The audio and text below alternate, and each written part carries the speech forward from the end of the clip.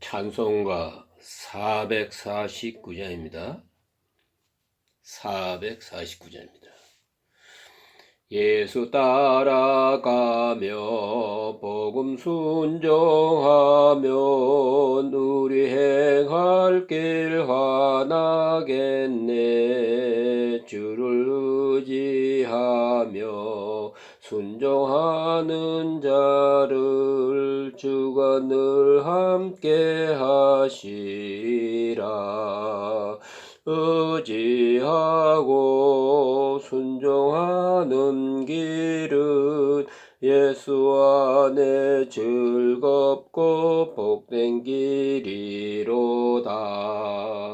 해를 당하거나 우리 고생할 때 주가 곧 없이 하시겠네. 주를 의지하며 순종하는 자를 주가 안위해 주시리라. 의지하고 순종하는 길은 예수 안에 즐겁고 복된 길이로다. 남의 짐을 지고 슬픔 위로하면 주가 산급을 주시겠네. 주를 의지하며 순종하는 자를 항상 축복해 주시리라. 의지하고 순종하는 길은 예수 안에 즐겁고 복된 길이로다.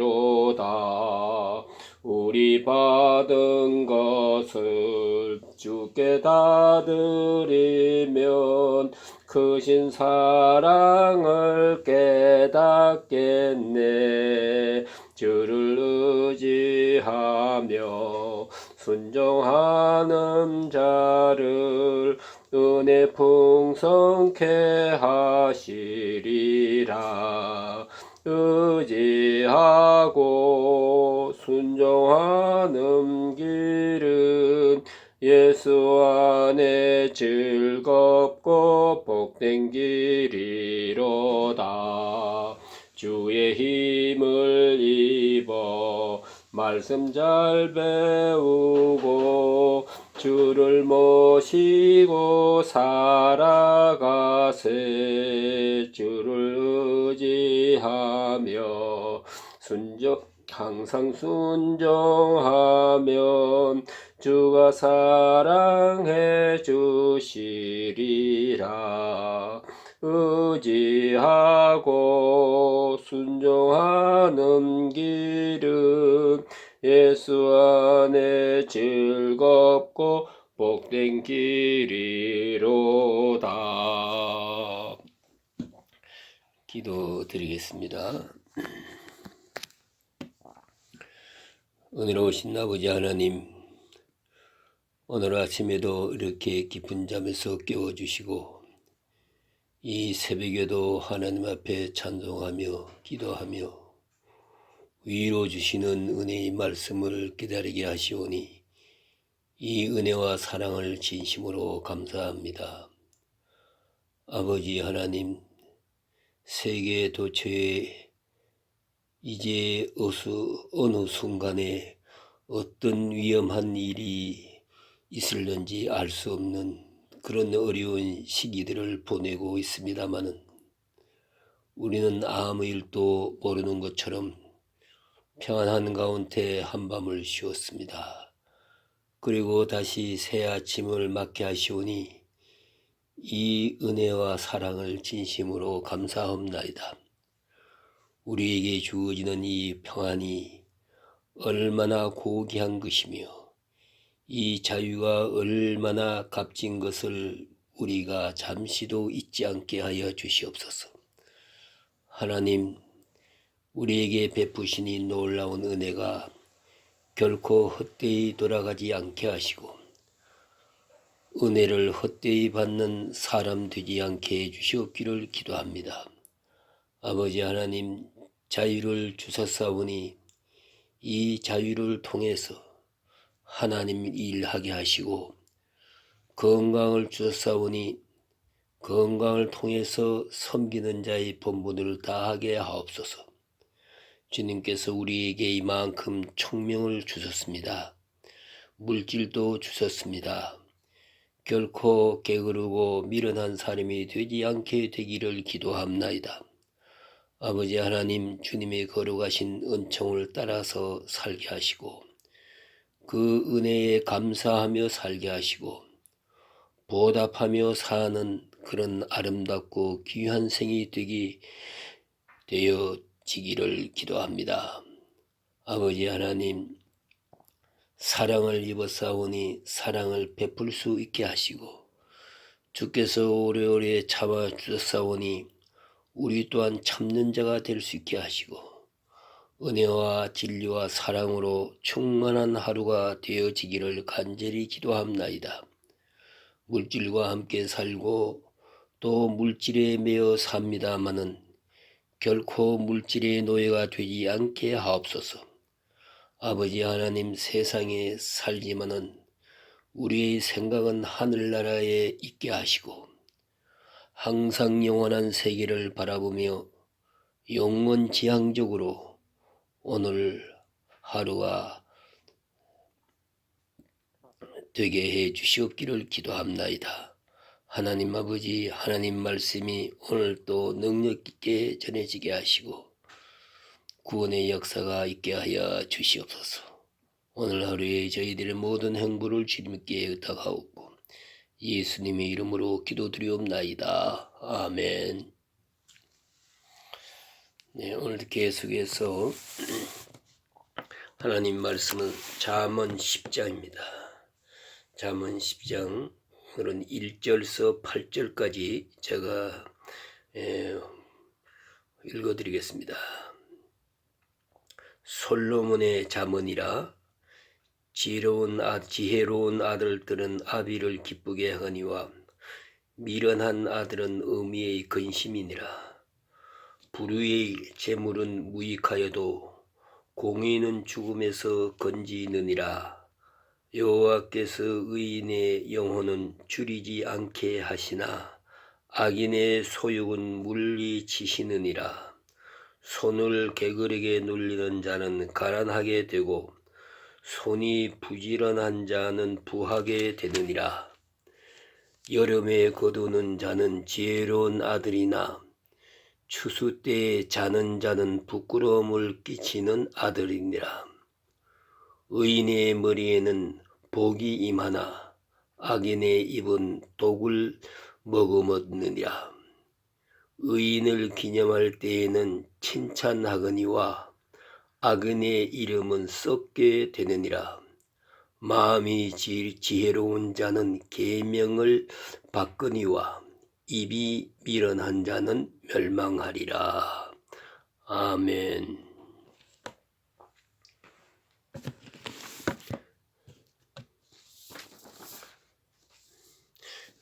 오늘 본문부터는 깊은 뜻을 간결하게 교훈해 주고 있는 말씀입니다. 이제 솔로몬의 잠언이라는 그런 서두를 붙이고 다음 단계로 말씀하고 있는 것입니다. 먼저는 지혜로운 아들은 아비를 기쁘게 하거니와 미련한 아들은 어미의 근심이니라 그랬습니다. 지혜와 미련, 그러니까 아들, 딸 하더라도 건강하고 예쁘고 능력 있고 그게 아니고 참된 효는 지혜에 있는 것입니다. 지혜로운 아들이 부모님께 기쁨을 드리는 것입니다. 부모님들이 자녀를 위해서 한평생 수고합니다마는 그 수고의 보답은 지혜에 있는 것입니다. 물질에 있는 것도 아니고요. 권세에 있는 것도 아닙니다. 지혜로운 자녀가 될 때 바로 그 사람이 부모에게 효를 다하게 됩니다. 그리고 부모님을 기쁘시게 하게 된다는 말입니다.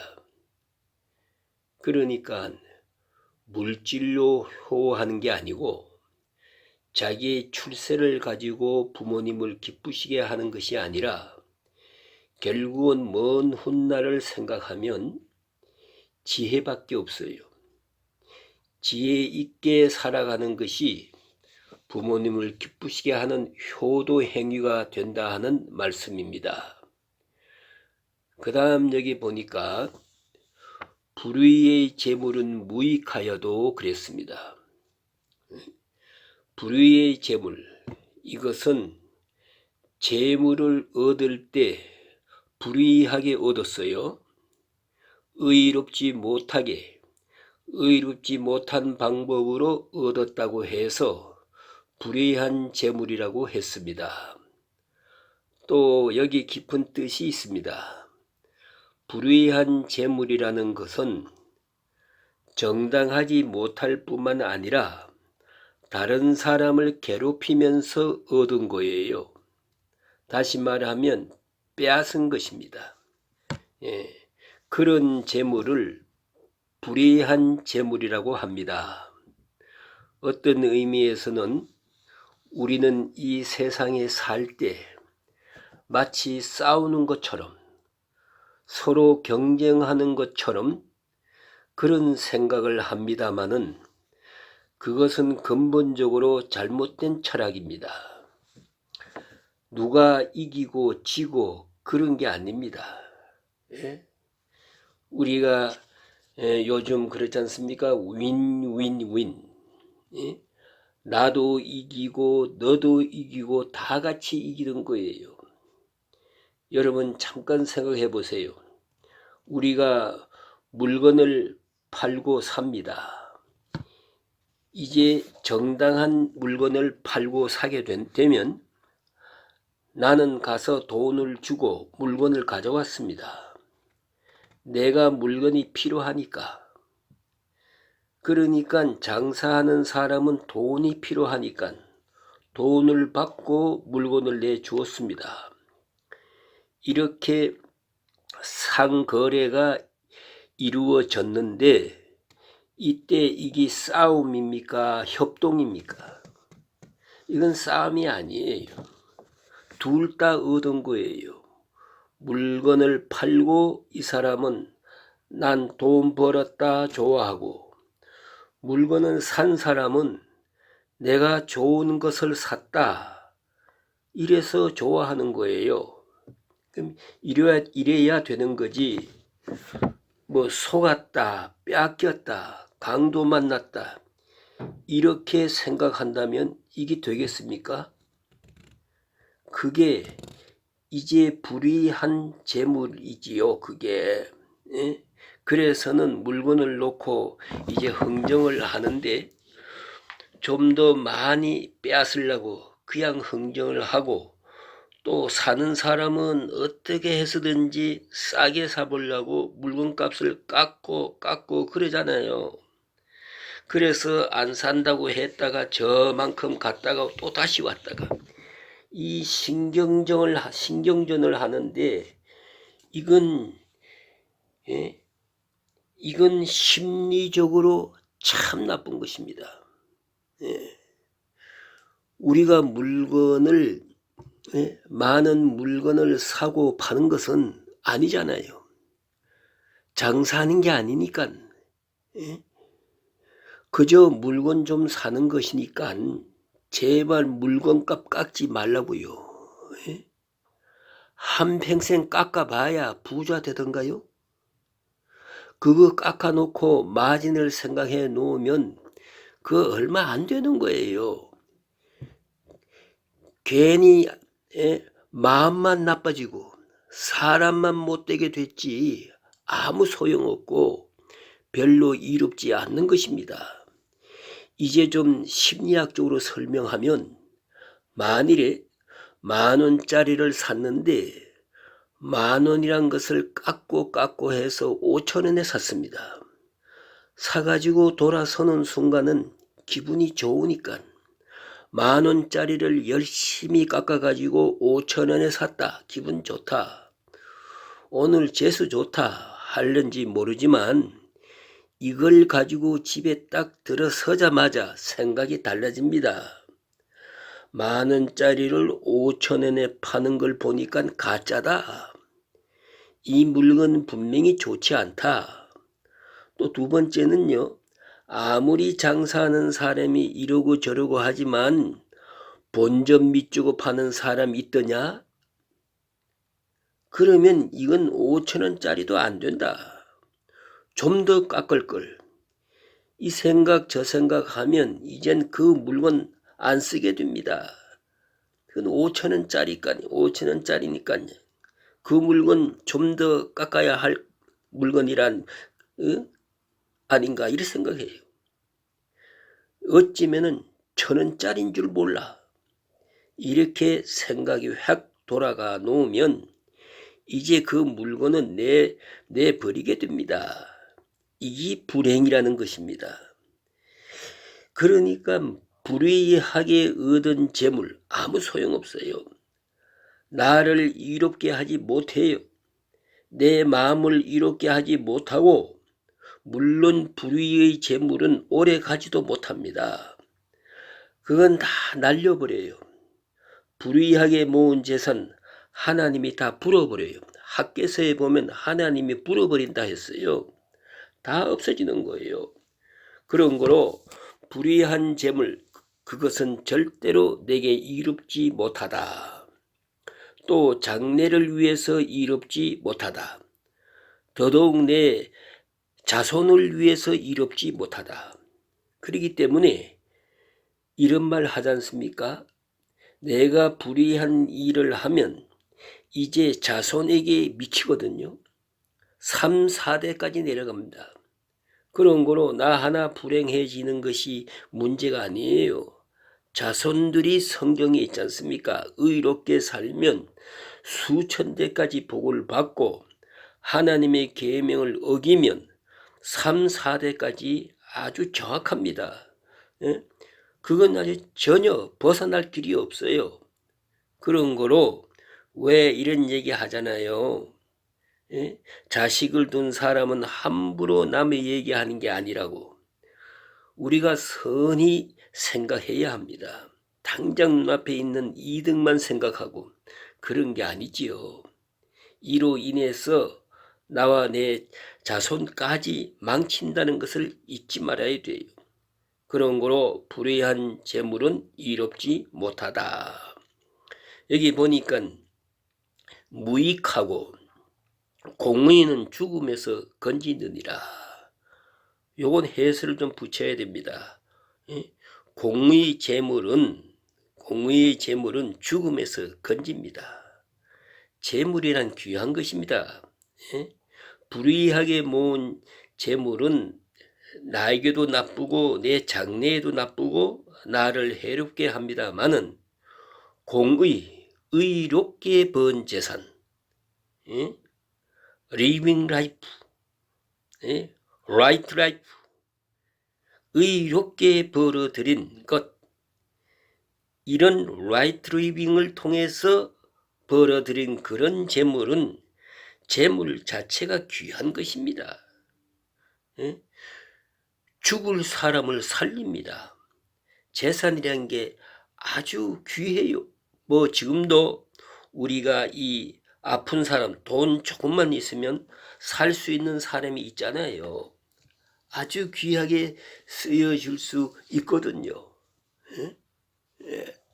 그래서 여러분 얼마나 좋은 일하고 있는지 모르지만 우리가 가끔 보면 어떤 때 참 많지 않는 돈, 조그마한 돈 가지고 참 좋은 일 할 수 있어요. 정당하게 번 돈을 가지고 큰 일을 할 수가 있어요. 오늘 성경 말씀은 죽은 사람도 살린다 그거요. 불의한 재물로 산 사람을 죽이고 의로운 재물은 죽을 사람 살린다. 그 뜻이에요. 이 잠언이란 이래서 귀한 것입니다. 불의한 재물은 산 사람을 죽인다. 의로운 재물은 죽을 사람 살린다. 이렇게 말씀하고 있습니다. 또 여호와께서 의인의 영혼은 줄이지 않게 하시나 악인의 소욕은 물리치시느니라. 의인의 영혼은 그랬습니다만 이 히브리식 개념이거든요. 영혼이라고 할 때는 온 생명을 다 지칭하는 말로 표현될 때가 많습니다. 그래서 의인의 영혼, 그 참 생명을 하나님께서 넉넉히 채워주신다 하는 말씀이고요.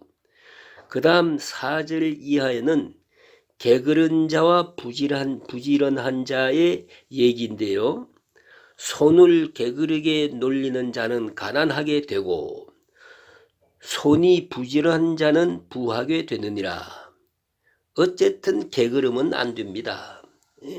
아침 일찍 일어나는 새가 모이를 얻는다고 합니다. 이건 우리가 부지런해야 되는데 그래야 부하게 될 것이다. 그리고 더욱 재미있는 것은 여름에 거두는 자는 지혜로운 아들이나 여름에 거두었다가 겨울에 쓰지 않습니까? 그런데 추수할 때에 자는 자는 여기에 문제가 있습니다. 여름에 잘 뿐만 아니라 추수할 때도 자요. 바로 지금 추수에 거두어 드리는 이 시간에 잠을 자는 이렇게 게으른 사람은 부끄러움을 끼치는 아들이니라.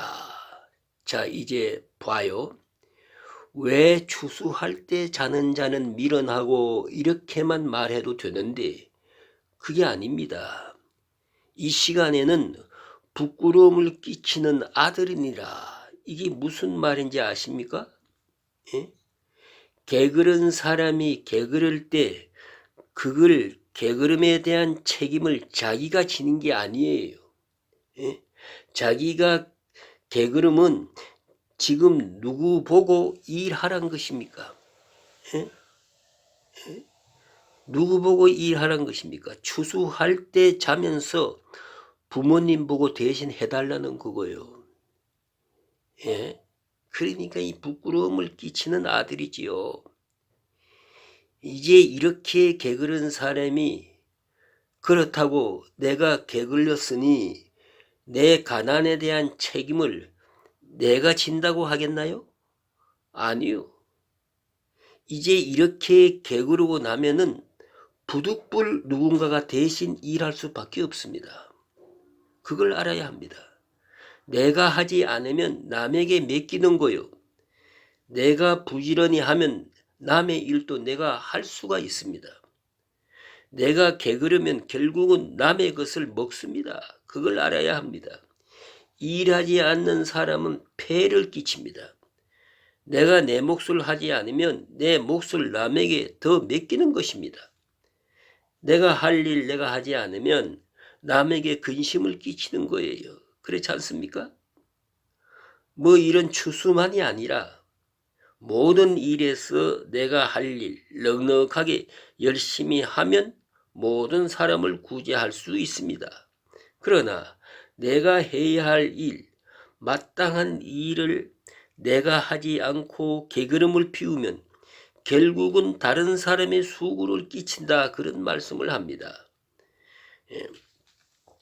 그 다음 여기 의인의 머리는 복이 임하나 악인의 입은 독을 먹으며 얻느니라. 예? 그랬어요. 의인의 머리에는 복이 임한다. 이건 영광을 말하는 것이고 면류관을 씌워준다. 그래서 의인은 언제나 많은 사람으로부터 존경과 칭찬을 받게 된다 하는 말이고요. 악인의 입은 독을 먹음이었느니라.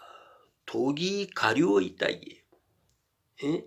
언제나 많은 사람을 괴롭게 하고 죽이고 해롭게 하는 그런 사람으로 살아가게 된다 하는 말씀이고요. 그 다음 8절 말씀입니다.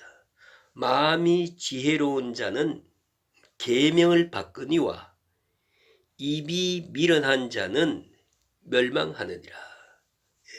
이건 두 말씀이 전혀 연결이 되지 않는 것 같지만은 자세히 생각하면 잘 이어지는 말씀입니다. 네. 마음이 지혜로운 자는, 지혜로운 사람은 하나님의 명령, 그 계명을 받아들입니다. 수용성이 있습니다. 지혜가 뭐 달리 오는 게 아닙니다. 듣는 데서부터 오는 겁니다. 받아들이는 데부터 오는 거예요. 지혜는 창작이 아닙니다. 지혜는 수용입니다. 수용. 그걸 잊지 말아야 합니다. 교만한 사람은 지혜를 자기가 창작하는 줄 알고 있어요. 그런 거 아닙니다. 하나님께로부터 오고 수용하는 것이지요. 사람으로부터 배우는 것이요. 부모로부터 배우는 것이요. 또 친구로부터 배우는 것이요. 지혜는 계속 배우는 것이에요. 그래서 받아들이는 수용적 자세가 좋아야 지혜로운 자가 되는 것입니다.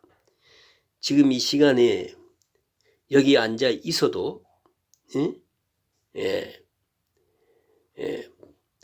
그 받아들이는 마음이 활짝 열려 있는 사람은 성경 말씀 한 절 한 절 들으면서 많은 것을 생각하고 많은 것을 받아들이게 됩니다. 그래 지혜로운 자가 되는 거예요.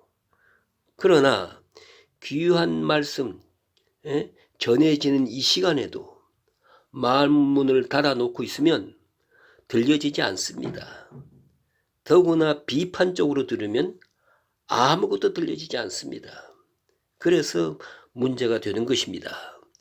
왜 그런다고 하지 않습니까? 우리가 사랑하십시오 그러면은 교인들이 삐뚤어진 사람들은 쳐다보면서 목사님은 얼마나 사랑합니까? 그런데요. 그렇습니다. 봉사하십시오.